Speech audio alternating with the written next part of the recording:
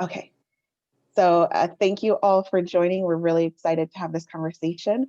This is going to be a discussion with a housing attorney about COVID-related issues, COVID everything. While we will be focusing this conversation on COVID, we do want you to know that if you have questions outside of COVID that you would like to ask, we are asking that you private message Segal. She's raising her hand. We ask that you private message her with your question and put your email address, and we will respond to those questions after the meeting within a few days or so. So please, again, if you do have a question that is not directly related to COVID, please email them or private message them to Segal so that we can compile them and answer you directly. And if you do have a question related to COVID, still, please respond, please private message Segal, and we will be answering them towards the end of this conversation. Okay. So for those of you who do not know me, I am Kiara Allen. I am the ECRT Housing Stability Coordinator here at SDSU. And my role at SDSU is to help students navigate any housing issues that they may have. So whether that be a student struggling with homelessness, housing insecurity, their off-campus lease, their on-campus lease, whatever it is, anything housing related, I am the liaison to help students with that. And if I have not met you, it's wonderful to meet you. If I have, welcome. I'm going to introduce Segal. Segal, you can introduce yourself. Thank you, Kiara. Hi, everyone. My name is Saga Abdullahi. I'm a student at SDSU. My major is social work. I'm also an intern at the ECRT. I work closely with Kiara with housing resources and helping out students who are housing insecure. For this, when I'm on the Zoom, I'm going to be making sure that your questions get answered. So everyone, please remember, message me. So your questions can be either answered today or in the following days. But yeah, that's basically it. Thank you. Thank you, Segal. And now I'm introducing our guest, Ms. Ty Merritt. Thank you so much for coming on this Zoom and having this conversation with us. Well, I want to thank you both for having me and inviting me. My name is Ty Merritt. I'm an attorney. I'm licensed in California as well as Washington, D.C. I have a practice in the city of Ontario. We focus on advocating for tenants. We also do some landlord-tenant work. I started my firm because I worked for my mom when I was in college and high school, and she started a tenant rights organization. So I've been advocating for tenants since I've been in high school practically, and I really enjoy it. And thank you for having me. Thank you so much. We're appreciative to have you here today. So just a reminder for those who are new, who are coming in, this conversation will be discussing COVID and how COVID relates to housing and kind of having a conversation like that. So let's get started. So just to start, I wanted to take the time to mention the CARES Act, because a lot of people hear about that in relation to COVID and in relation to housing, but don't really have a full grasp of how the CARES Act is helping tenants. So the CARES funding was federal funds that was distributed to states, and the state then distributed to different entities. One of those entities was SDSU as a whole. So if you are a student at SDSU, you may have seen the email communication going out about applying for CARES funding. And that CARES funding is for you to utilize the grant for anything COVID related. So that was an option for students at a university level. And if you are in need of CARES, we still have the application open, and we encourage you to go ahead and apply for CARES funding through us. Now, some of that CARES funding money also went to business owners to, you know, help them stay in practice. And then some of that CARES money went to subsidized housing units. So these would be units that are government backed, and those funds went to protect those tenants from being evicted and from being kind of displaced during this pandemic. So just a little history for you guys, so you know that the CARES Act is all encompassing for anything COVID, but it did go to different aspects of life. So I just wanted to mention that before we get into the questions with time. Okay, so let us talk, Ty, about let's talk about COVID. Let's talk. Let's talk. Let's discuss how the pandemic has affected just the housing market. And what have you seen? What kind of what is going on, generally speaking? You know, I've seen it on both sides. I'll start with the tenant side, of course. Immediately when COVID happened, you had a lot of people who were displaced. A lot of that had to deal with the fact that people were furloughed, lost their jobs, and there was a mounting amount of displacements.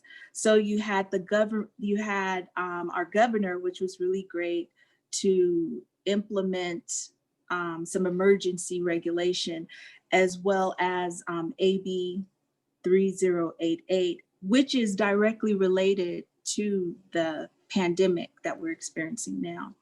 It's not something to ban your rent, to say, hey, you no longer have to pay rent. But what it does do is say, if you have a COVID related financial distress, you cannot be evicted, but you still owe the rent.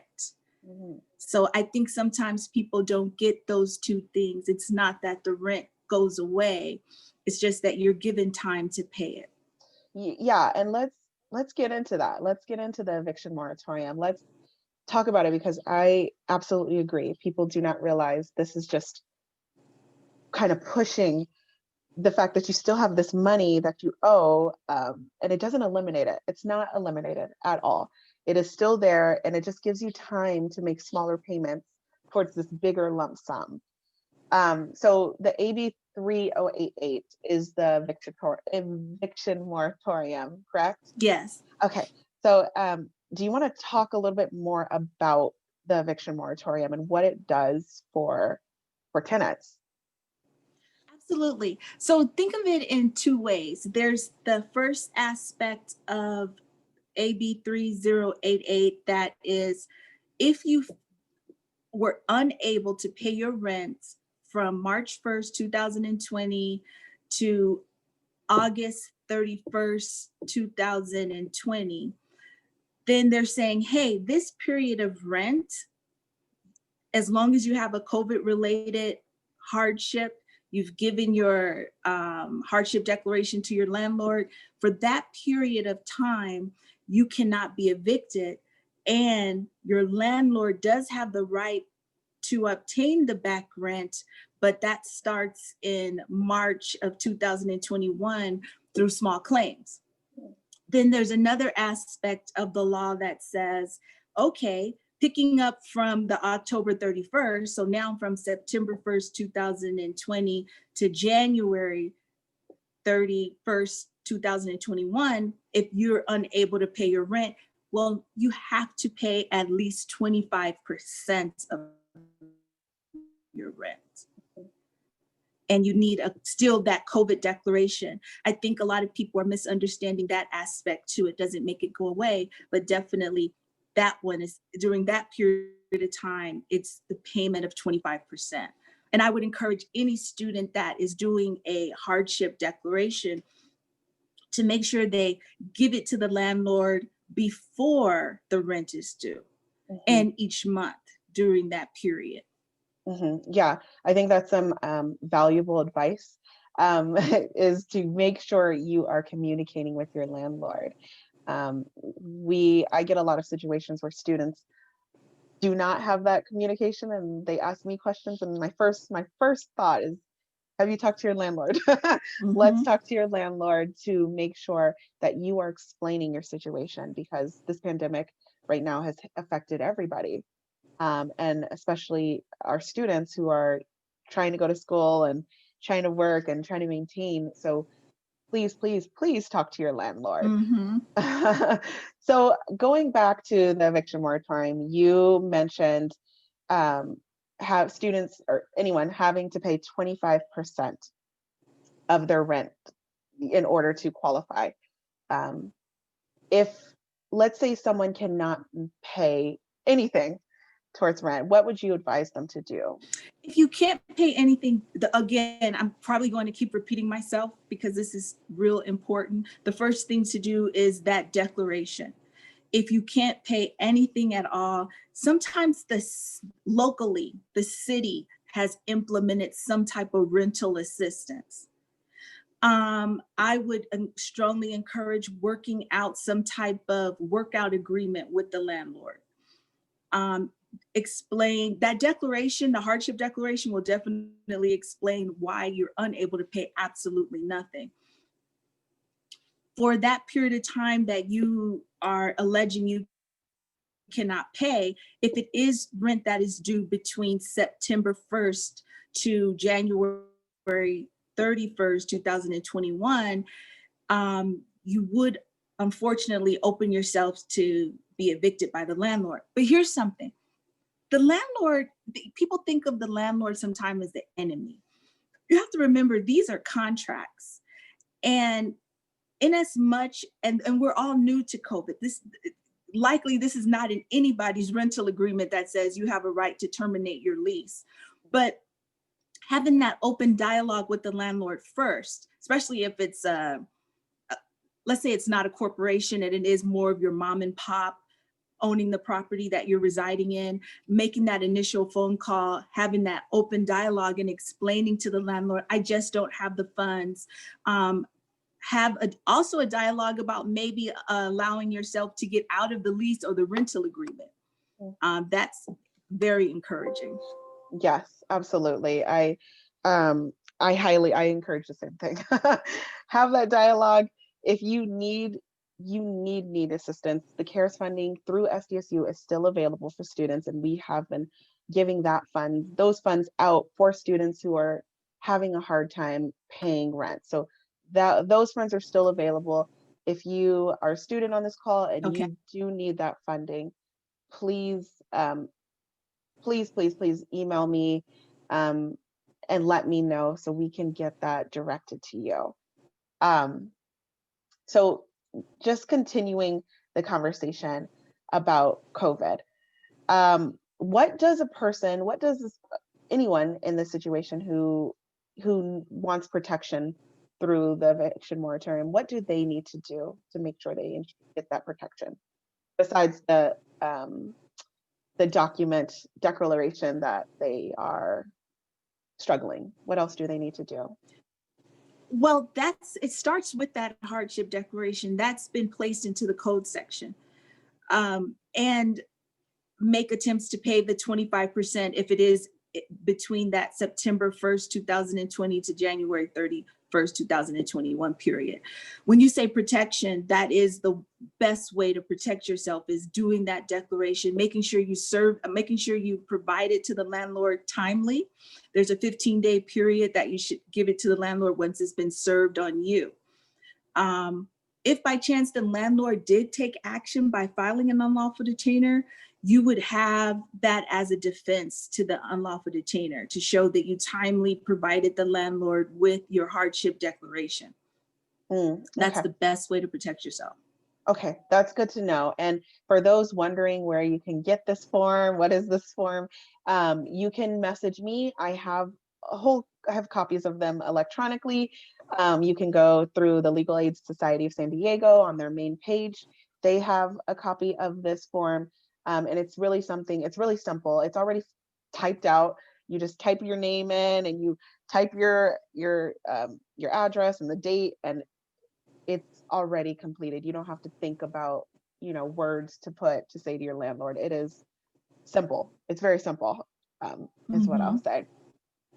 So thank you for further explaining the eviction moratorium to people and explaining that this does not cancel rent. And I know there's a movement to cancel rent. This is not that. This eviction moratorium. No, it's not. No. So just really, really pushing that point and helping people understand that this just postpones, I would say, postpones the amount that you are to pay. Also, I think it's good to touch on that the money will keep increasing, right? So if your rent is $1,000 a month and you can't pay from 1 month to the next, and that's 2,000 and 3,000. So it does create this little, I don't know what you want to call it. The ability, I know what you're saying. Yes. Accounting. You really need to keep a good record of some accounting as to what's owed, what you've paid, and what's due. So like you said, your rent is, let's say it's $1,000, you pay 25% of that. The balance of that is going to be due March 1st, 2021. That's when the landlord can legally file a small claims action to obtain the balance of the rent. Mm-hmm. Yes, so that is very important to stress. March of 2021, your landlord will be expecting this lump sum of money to be paid. Now, kind of just looking into the future a little bit, Ty, what are you sensing will happen after this eviction moratorium ends? What do you foresee kind of happening in your line of work specifically? I've talked about this with my colleagues, and it's frightening, Kiara, because here's what will likely happen or could happen.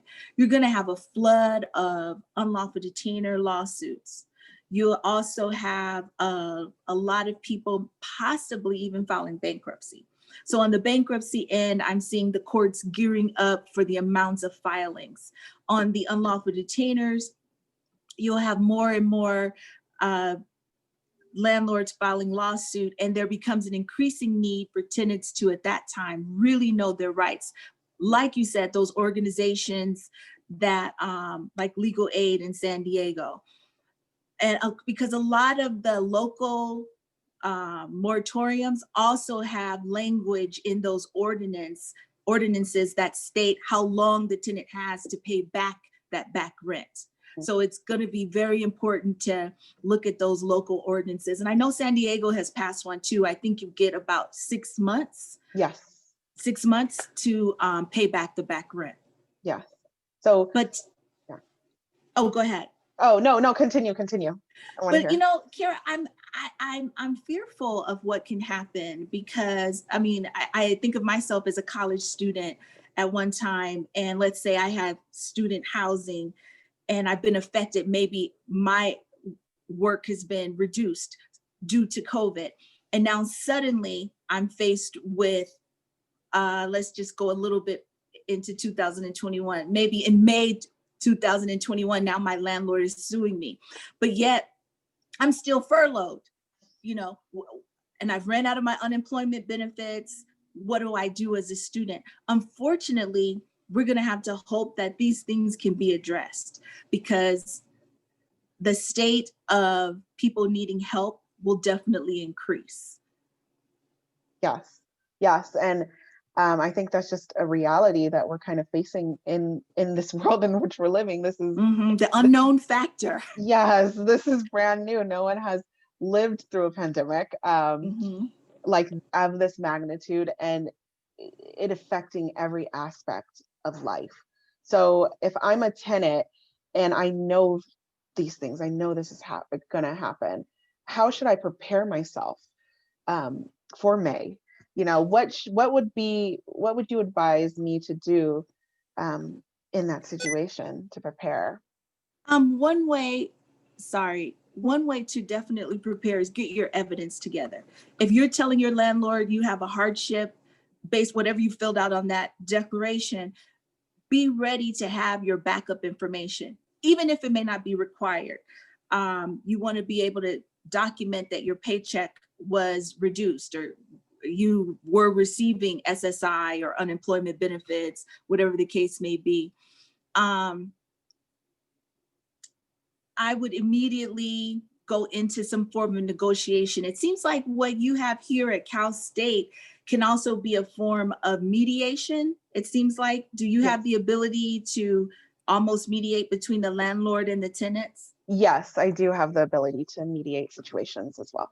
Okay, that's also good, because that could help mitigate damages. That can really help mitigate damages. Another thing, there should be a talk about to the landlord whether or not they will terminate the lease, and will they waive attorney fees if that's in the lease, because sometimes the remedy is I just need to move. I don't want to stay here any longer. I want to go back to my parents' house. So there needs to be that conversation about terminating lease and what are the damages the landlord is seeking at that point. Is the landlord even willing to waive it? And I think sometimes what tenants don't realize, they have more rights than they really see, because the landlord makes it seem like it's my way or else I'm going to sue you. That threat of lawsuit is always over your head. But let me switch something to you. I'm going to be the landlord. If someone came to me and said, I need to get out of my lease, I want to go back home, stay with my parents, I can't afford this, and the landlord is pretty adamant about, well, your lease ends, what are we now? November. Your lease ends December 2021. I think what the landlord needs to clearly understand is, in lieu of us going through a lawsuit, this helps to mitigate damages on both ends, because the landlord, we have to remember, if we remove the word landlord, is really in business. The rental agreement is a contract, therefore it can be negotiated. And I like to stress that because people do have rights. And if you really break down what you're dealing with, is a landlord who truly wants to mitigate damages, then you have a footing to stand on. Thank you for mentioning that point. Dealing with students, I have a lot of students in that situation where right now, because SDSU has gone virtual, students wanting to just move out of their situation into their parents' situation because it is more financially easier for them or cheaper. So I think it's very important to stress right now, and I'll be stressing it all the time with the students, to negotiate your contracts with your landlord. Yes. Ask if they have the possibility to terminate your lease, or if there's a subletting possibility, or whatever it takes to prevent a future litigation that doesn't Unlawful need to happen. detainer or Yes. small claims, right? It doesn't need to happen. Everyone in the world is feeling this. So, how can we together, me and you, me as the tenant, you as the landlord, how can we work together to get to a consensus? And I think it's very important, and I'm glad you brought that up, to do that, to have that conversation in mind. I feel like people are fearful to talk to their landlords because they are thinking like, I'm going to lose my housing. My landlord's going to kick me out. And here's another thing that we can learn from the pandemic too for student housing outside of Cal State. This is a good clause to now put in a rental agreement. I'm sorry, I'm holding this device because the charge button just came up. Okay. So let me apologize in advance. It's a good thing to now actually negotiate as a clause in a lease in the, like a natural disaster clause that in the event there is a pandemic, disaster, the tenant has the right to cancel the lease and not suffer any damages. Moving forward, tenants should be negotiating that. Yeah, absolutely. Especially students. Absolutely. It's imperative. Absolutely. And part of my work as the Housing Stability Coordinator for SDSU is to talk to those off-campus units around SDSU and say, hey, SDSU will be virtual, students are going to move.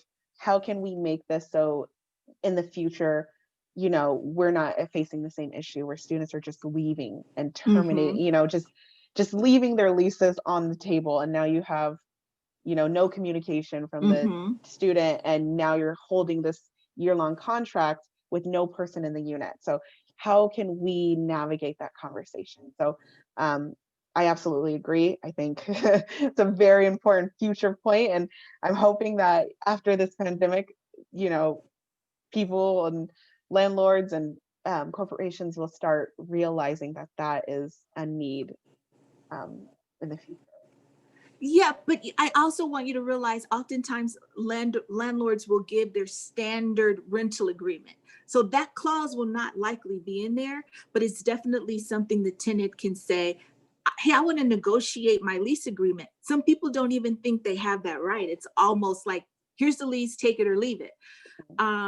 Going into a lease with, I don't want to say COVID behind us, but with COVID pandemic experience, these are terms that should be negotiated on new leases.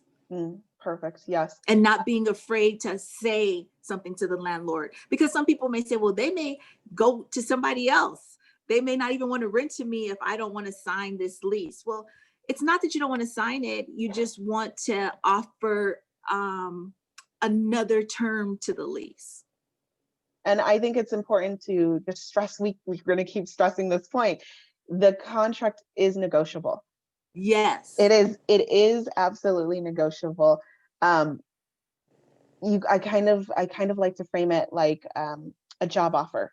You know, when you get a job offer, you can negotiate that as well. You can say, hey, you know, is this the pay I'm going to get? Is this are these the benefits? Yeah, is this my package? Because at the end of the day, you will be held to that for a year or up to a year.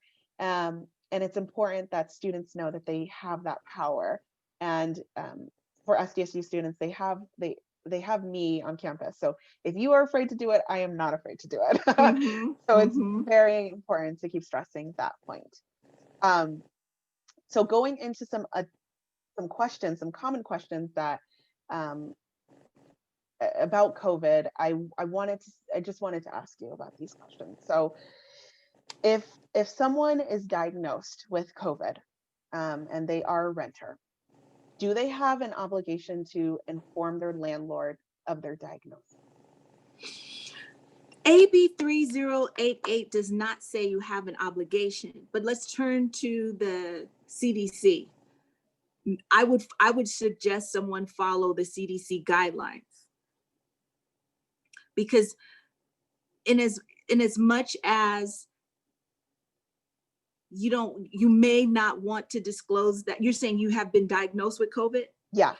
You may not want to disclose you have been diagnosed with COVID, but you can definitely state to your landlord if you want, because that's private information, right? It's confidential. You would definitely have a COVID related reason for not paying rent, because if you have COVID, now you've got to quarantine. So that declaration becomes even more important. But there's nothing on that declaration that states you have to disclose you've been diagnosed. Perfect. Yeah. It's financially related to COVID. Okay. So it ties back into even more of a reason why you should use the eviction moratorium benefits. Yes. It's just full circle. If you have been diagnosed, go ahead and fill out that form. Go ahead and take those precautions and give it to your landlord and say, hey, I will not be able to pay rent. I have to take off 2 weeks. I have to take off a month, whatever it is, right? You're right. That's considered your being financially distressed. So that would provide the person with a COVID related reason for not paying rent. Mhm. So they The should lack have, of work, yes. income. Yeah. Yeah. And also being laid off and, being furloughed, all that stuff would qualify. Okay. Have you had situations where where students have been diagnosed with COVID and have told their landlords and been retaliated against? I have not, well, no student has told me that they've been retaliated against. I've had a lot of situations where students have informed their landlord that they have COVID, and then the landlord then proceeded to inform the community in which the apartment community in which they live, that someone has COVID in the building, and that created kind of a stressful situation. But I have not had it where the landlord has directly tried to target someone for Okay. sharing. Yeah, I would definitely adhere to whatever the CDC states about disclosing a diagnosis. Okay, good. Cool. So in that same note, if someone does have COVID and they are a tenant, does the landlord have an obligation to isolate that person in a different apartment, or provide some isolation for that person who is recovering from COVID? Reviewing the laws on AB 3088, there's nothing that specifies the landlord has a duty or an obligation to put you in another form of housing. If we follow the CDC guidelines, the person themselves is supposed to quarantine. Mhm. So I would imagine, just thinking about it, if we weren't dealing with a landlord tenant and just someone who lived in a house with another individual, you would quarantine, from my understanding, based on CDC guidelines, in another room. But still, that doesn't, taking it full circle, that doesn't put the onus on the landlord to put you in another form of housing. Okay. Especially since AB 3088 doesn't address that or say so.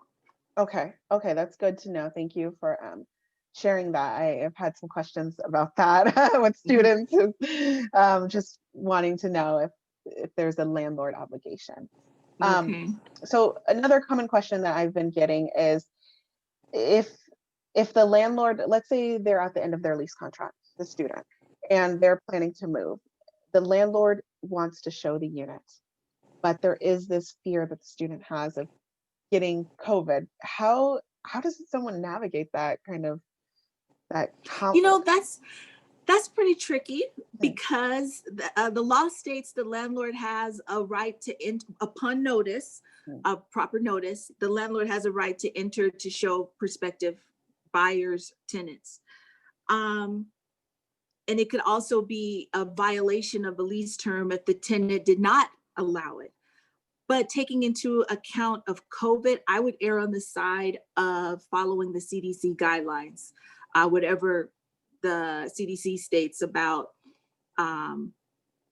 once somebody enters, your obligation, maybe they have an obligation to wear a mask, whatever precaution there is to take. But legally, AB 3088 does not address the issue of, do I have to let a stranger basically into my unit for the landlord to show it, and how do I safeguard myself? Those are intricacies that are not addressed. But if, again, I'm repeating myself on purpose because I want people to understand, there is a law that states with notice the landlord has a right to enter to show the unit. And it sounds also like that if you are having those concerns, to have a conversation with your landlord, right? We're going back to communication. Communication is key. So if you are in that situation and you are kind of fearful of getting COVID, talk to your landlord. Say, hey, like, this is how I'm feeling. How can we navigate this? How can you work with my schedule? I won't be in my house this day. And Can you make really sure that the person is wearing a mask, has on gloves, yes. take their temperature? How do you know they're not sick? these are things just commonly to ask. Again, I want to stress it's not in any code section as far as the current regulations, but I would imagine just asking these as a form of protecting yourself would be encouraged. Yeah, absolutely. My mom would always say, just a quote, like, closed mouths don't get fed. So, Right, I've heard of that one. yeah, so if you don't say anything, you won't know the answer. So just really having a kind of conversation, having a dialogue. Again, if any student is on this call and you are uncomfortable with doing so, I am not uncomfortable with doing so. So I would absolutely be willing to do that on your behalf if you get into that situation.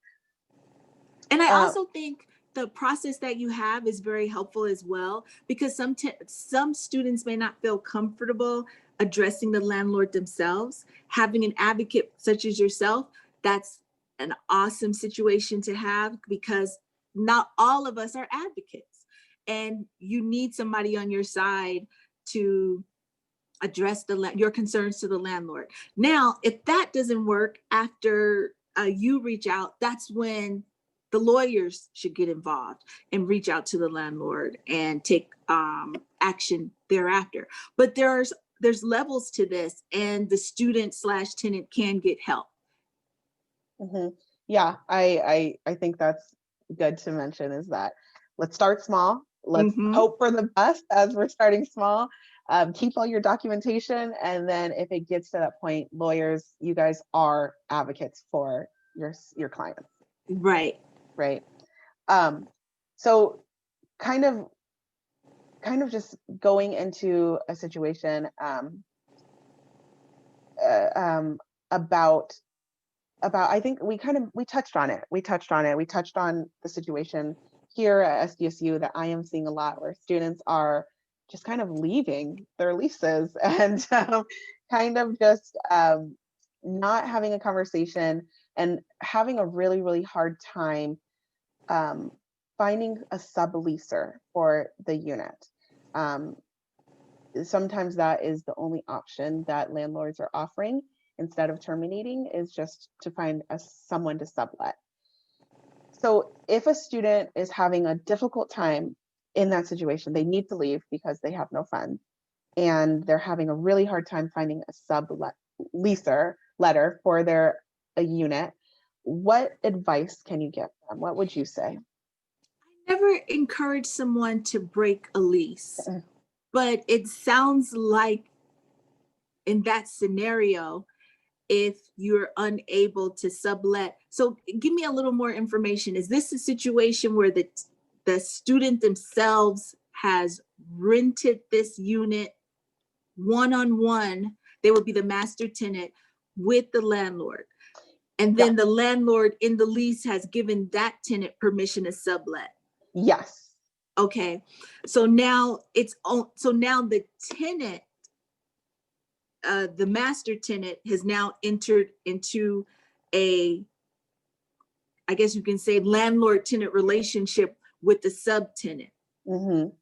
Okay. Yeah. So if in actuality the master tenant is the one that has the relationship with the landlord, then contractual relationship with the landlord, then I don't encourage anyone to break a lease.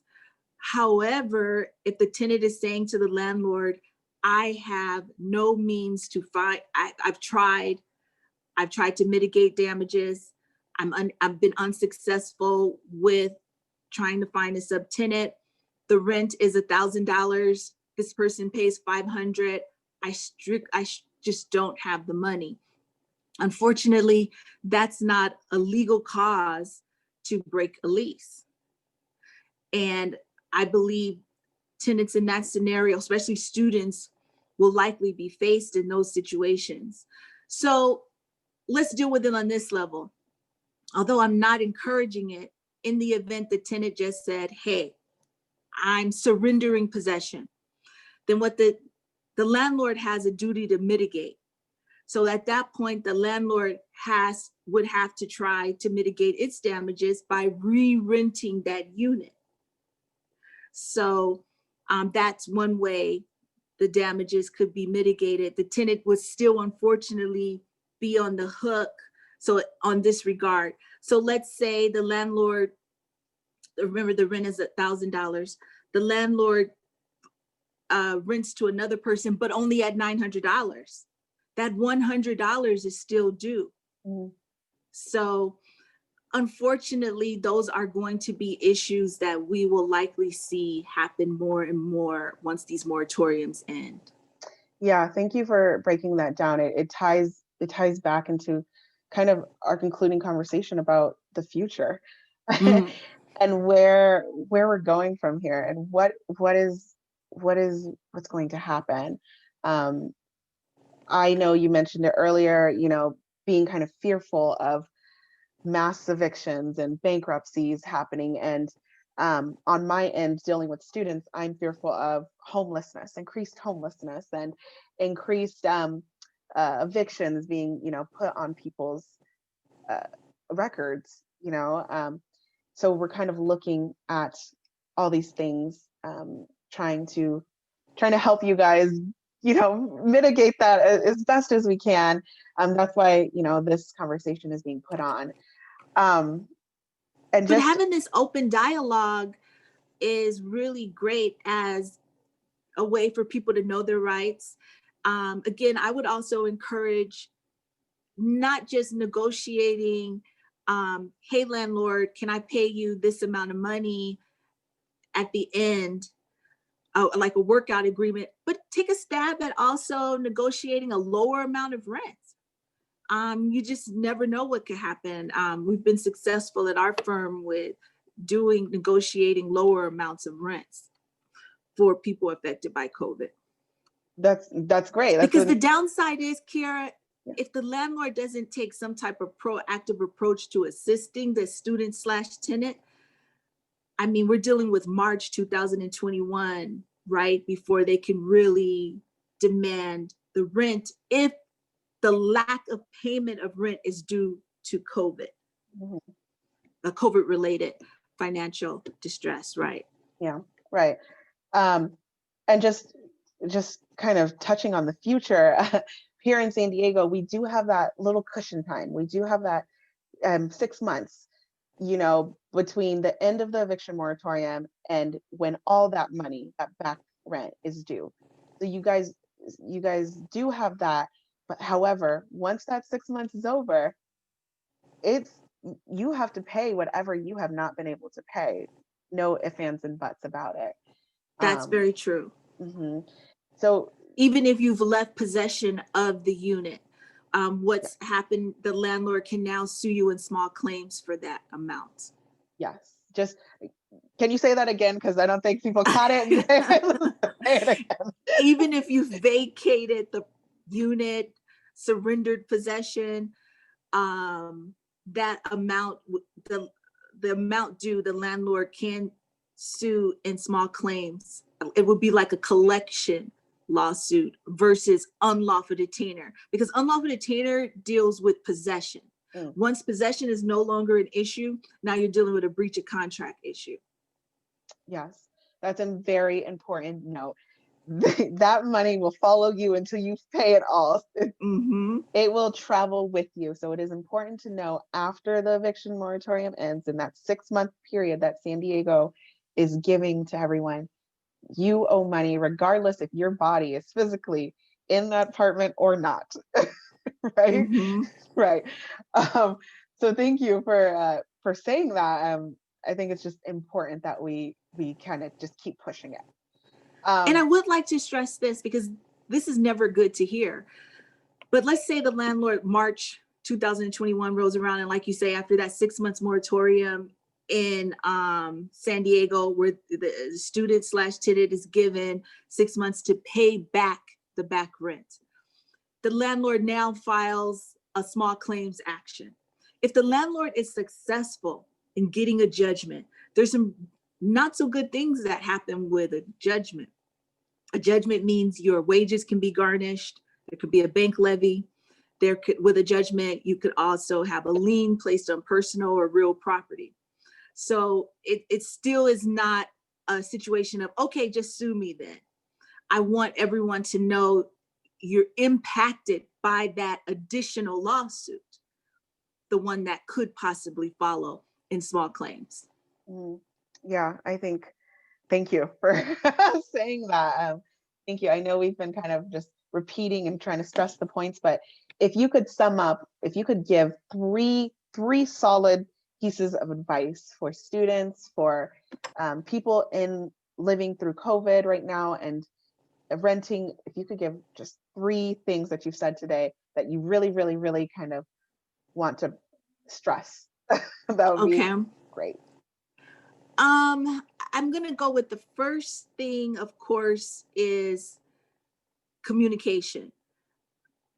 Make sure you complete the hardship declaration and timely give it to your landlord.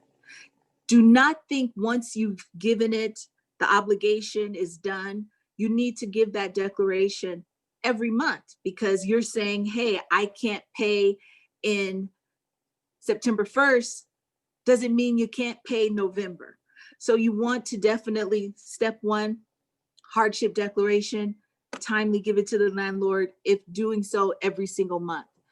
The second thing I would strongly encourage is reach out to your landlord through your organization. Kiara, as an advocate, I think that's an open line of communication, especially since some of these students, the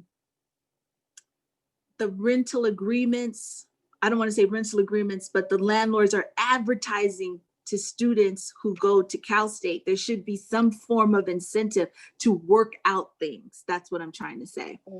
Don't automatically assume that you're protected. Be prepared to prove your hardship. And I definitely would say, don't think that you don't owe the money. These moratoriums are not rent abatement. These are basically layaway. You're just putting this item on layaway, but you still have to pay for it. That's the best way I could describe it. That's the best analogy, I think, to explain what this is. Oh, that's amazing. Yes, absolutely. Thank you for that. I think this hour that we've been together, I hope that the students and people on this call really, really, really understand the point that we're trying to get across, and that you have so eloquently kind of summarized right there. And if you have a question, like I said earlier, please private message Segal, and she will go ahead and direct the question to myself, and I will direct it to Ms. Merritt. Yes, and I want students to know, /tenants, you're not alone. Don't be afraid. You're not alone. You really aren't. We're on uncharted territory here. But if you do run across a situation that does appear that cannot be worked out, please don't feel like you don't have help. Kiara's here. I'm here. I really want to stress that. And I'll tell you a little story about that. Years ago, I had a family member, this is when I was not a lawyer, who was evicted. And they said nothing going through the process. They remained silent, and because they were afraid. And that fear ultimately led to their rights being violated. So I would say, speak up and don't be afraid.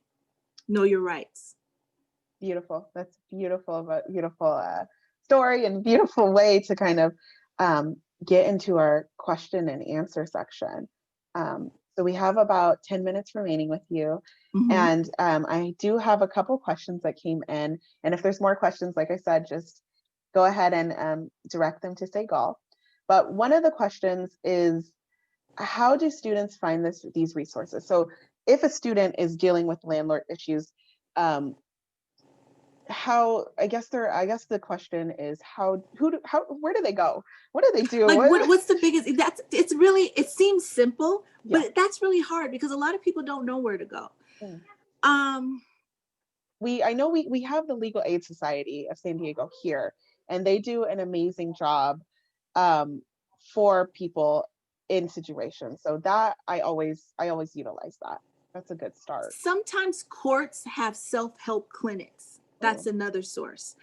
Although I'm assuming most people would know to search Google for their local, let me see, in San Diego, there would be like your local ordinances, or there may be some kind of rental assistance there, local wise with the city. But Google, the court, the self-help program, like I mentioned, sometimes even lawyers will do pro bono work. Those are other ways to get help. That's okay. That's good to know. I did not know about the courts, and reaching directly out to a lawyer. I think those are absolutely amazing resources there. And as always, I've been mentioning it throughout. You guys can always reach out to me. I work directly for SDSU, and I plan to maintain a connection with you, Ty, if possible. Yeah, you never know. Maybe we could do something like a task force so students don't have to search. Yeah. If you're not able to resolve it, and we can just work something out to create a task force so students feel protected and not have to go, oh my gosh, what do I do? Where do I go? I call this lawyer, they're not doing pro bono work. I've gone to the court, the line is around the corner. There's got to be some segue into getting these students help.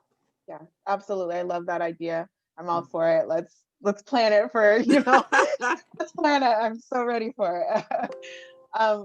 Another question that came in is, I guess this is related to the 25% that students have to pay. And someone said, I wanted to know if the payments are directly to the landlord or to the personal checking account. And no, your payments would go to your landlord. Okay. Whoever the contract states you were paying before, who you pay doesn't change. Okay, thank you. Another question came in, and it's asking if they postpone their rent through the eviction moratorium, will this affect their rental history? It would depend on the basis. If they're postponing their rent, do they have a financial distress that's related to COVID? Just arbitrarily postponing your rent, it really depends on why the person's doing that. Okay. I would not encourage it, because we have those two tiers that I explained before, that one part in March 1st through August 31st, and then you have the second tier that's September 1st to January 31st, 2021. So, yeah. Okay, so let's assume they're postponing it. Oh, I'm getting more due to COVID related financial issues. Okay. Will that then affect their rental history? For the 25%, if they're able to pay it, then the landlord should not be able to report it. I actually have information for you right here pertaining to that. Perfect.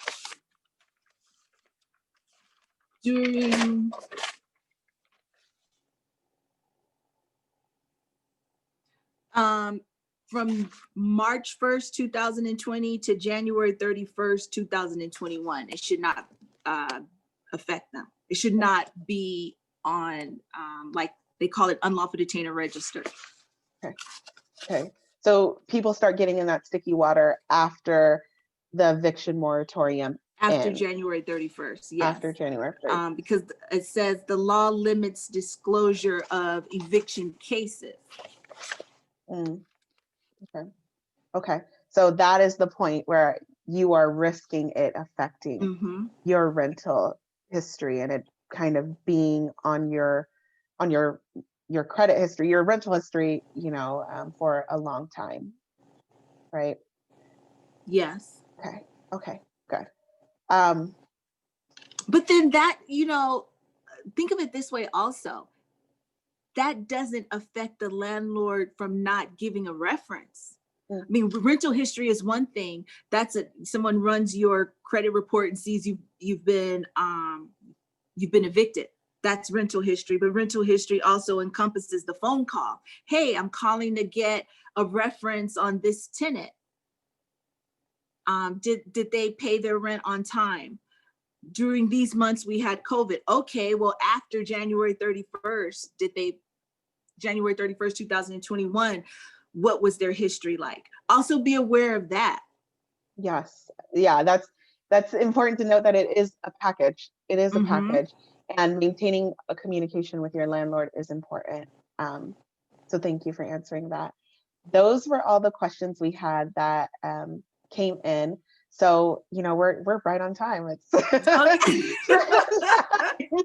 So I just want to thank you so much for taking the time to have this conversation with me, and to share your knowledge with the students and everyone else who attended. I really, really appreciate. You're so Appreciate welcome, and thank you again for thinking about me. I'm definitely here for each of your students / tenants, and I really appreciate it. Absolutely. And we will be in communication about the future collaboration. I'm all for it. So thank you so much, Segal. Thank you, Segal, Oh, for thank you. for doing all the monitoring things. And thank you everyone who joined us. That concludes our webinar. Thank you, and have a great rest of your week. Okay, bye. Bye.